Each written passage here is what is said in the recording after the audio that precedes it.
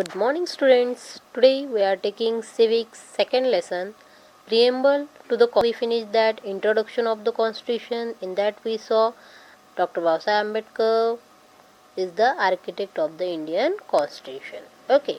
Now in this lesson we are going to study preamble. Preamble means what? Introduction of constitution. Okay.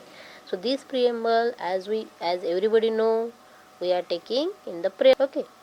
So, what given in that? In the preamble. So, our constitution is the fundamental and the highest law of the land. The preface to the preamble begins with the words "We, the people of India." Okay. Above, they are given a picture. In that, we can see through the constitution we get love, peace, life, justice, freedom, and equality. So, all these characteristics are coming in the constitution. First part we are going to see sovereign state.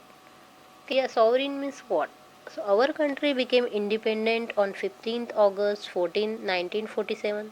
India became sovereign, meaning a state which is not under the control of foreign power.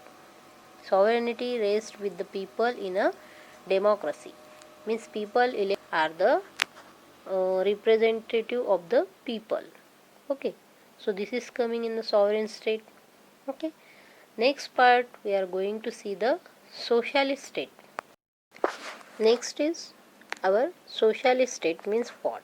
So socialist state denotes the state where the gap between the rich and the poor is minimum and that the wealth is not concentrated in the hands of the.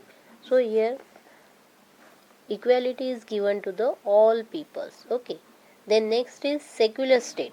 So secular state is the one which does not have official religion of the state.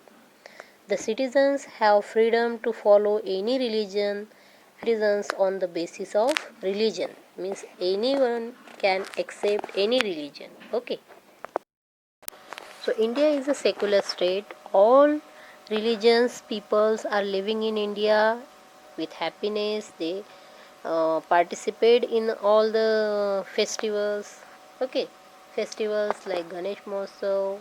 Okay, Makar Sankranti, then forts making, and again there come Christmas. So all the religions, these are come. They are accepting each other's festivals. Okay, so this is coming in the secular. Now we are taking democratic state. Democratic state is one where the sovereign power is vested with the people, means all power is in the hand of the people. The elections are conducted at a fixed period and voters elect their representatives. Decisions for the procedure laid down in the constitution. So people are electing their representative and the representatives are working for the people's benefits. Okay. Then next we are taking republic. Okay. A republic is a state where there is no hereditary succession to the public position. Hereditary means वंश परंपरागत. Okay.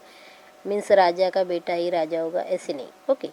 So all public positions state representative of people. Any Indian citizen fulfilling the required criteria can be elected to any public positions.